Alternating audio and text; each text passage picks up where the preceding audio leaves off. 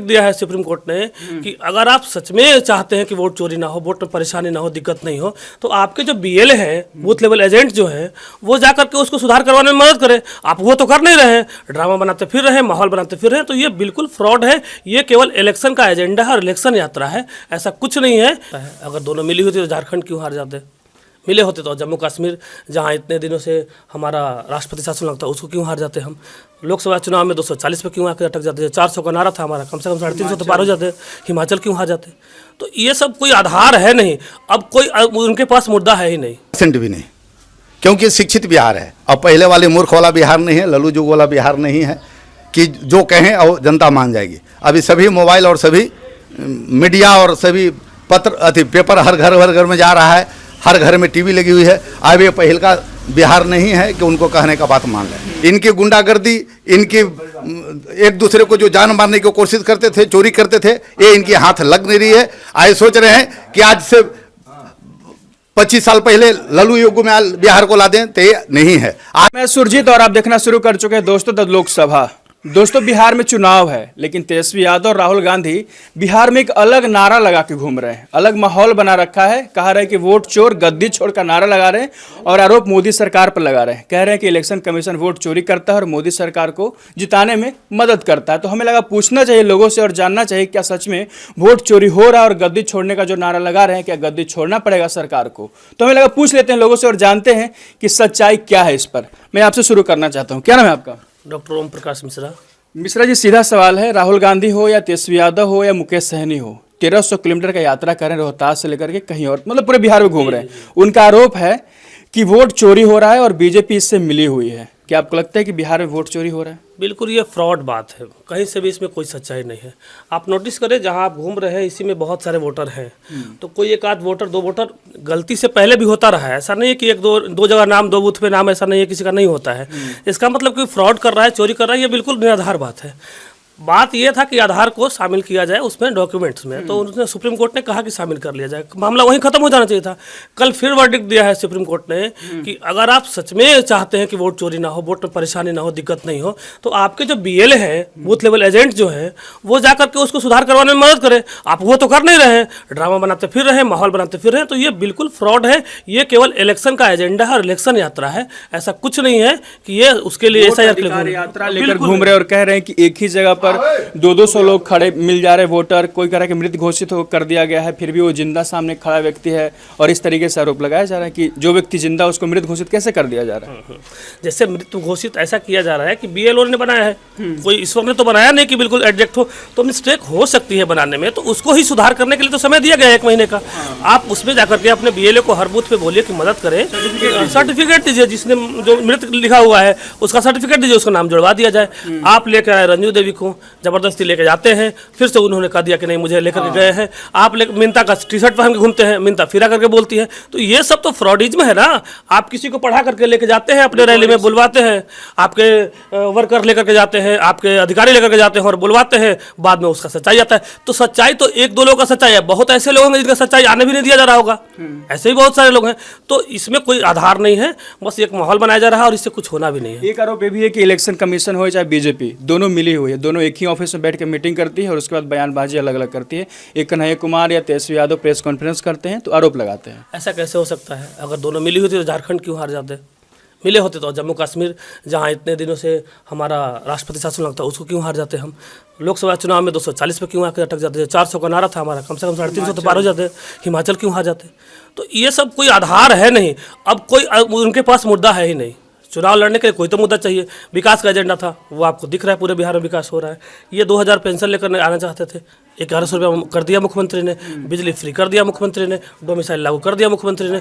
आपके पास कोई बेस है नहीं, कोई लड़ाई का मुद्दा है नहीं, तो कुछ तो लेके जाना है मार्केट में, कुछ तो लेके पब्लिक के बीच में जाना है। तो ये मुद्दा बनेगा चुनाव में कि लोग इस पर लोगों का असर होगा कि इस पर वोट करे, चाहे लोगों का मन मुटाव या थोड़ा सा मोह भंग हो कि नहीं कुछ तो गलत हुआ है। औरंगा वहाँ सासाराम से यात्रा चली, और रफीगंज होते हुए, कुटुंबा होते हुए औरंगाबाद गया तक चली, जिसको हम लोगों ने ऑब्जर्व किया है। अभी तक ये लोगों के बीच में मुद्दा नहीं बन पाया है। बस उनका एक यात्रा गुजरा, उनके वर्कर्स रहे, एक माहौल बनाने का प्रयास किया गया, लेकिन लोगों के बीच में अंदर तक ये मुद्दा बन नहीं पाया है कि ऐसा वोट चोरी हो रहा है। ऐसा कुछ नहीं। और साथ में ये भी हो रहा है, पहले अपना नाम बता दीजिए। आमोद कुमार तिवारी। ये जब लेके चल रहे हैं तो ये सोच रहे हैं कि लल्लू जुगोला चले। आज लल्लू जुगोला बिहार नहीं है, आज शिक्षित बिहार है, पढ़े लिखे बिहार है, युवाओं का बिहार है। आज मुद्दा वो नहीं है कि जनता को हम जो कहें और जनता मान जाए। हर घर में टीवी है, हर के पास मोबाइल है, हर के पास मोबाइल है।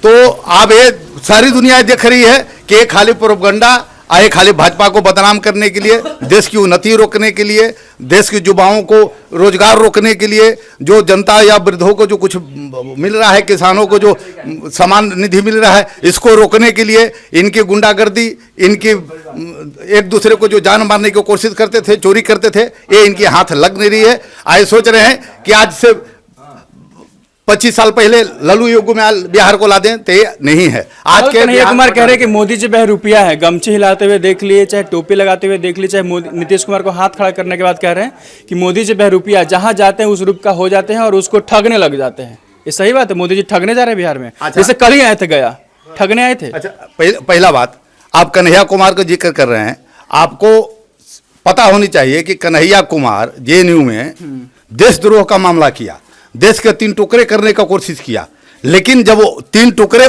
नहीं हो पाया तो सोच रहा है कि कम से कम बिहार को टुकड़े में बांट दें, जातवाद में बांट दें, परिवारवाद में बांट दें, तो ये नहीं चलेगा। उनके साथ 3 और नेता थे महागठबंधन के, तेजस्वी तो थे, सभी मुकेश वही सहनी हैं। थे। तेजस्वी भी चारा चोर के बेटा है, राहुल गांधी भी ये बेफोर्स चोर वाला के बेटा है, उसके भी बेटा है। ये अपने खुद माँ बेटा और औरत बहन दामाद बहनों सब फंसे हुए हैं घोटालों में, खुद ये बेल पर घूम रहे हैं, तो दूसरे को तो चोर बताएंगे।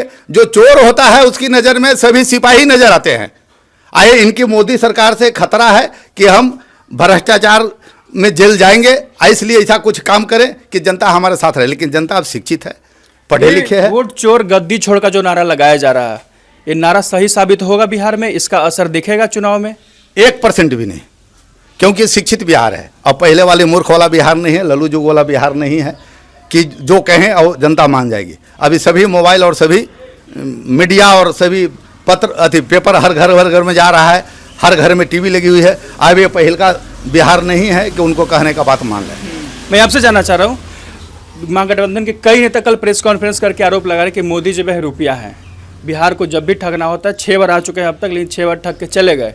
गमछा घुमाते हैं, टोपी लगाते हैं, नीतीश कुमार का हाथ खड़ा करते हैं और बिहार को बांट के चले जाते हैं। ये पब्लिक से कनेक्टिविटी है उनका, जुड़ने के लिए उसके लायक होना पड़ेगा आपको। ऐसा नहीं चलेगा कि आप राजतंत्र में नहीं है, कि आप राजा के सिंहासन पे हैं और लोग आपसे जुड़ जाएंगे। उनको जुड़ने के लिए उनके लायक होना पड़ेगा।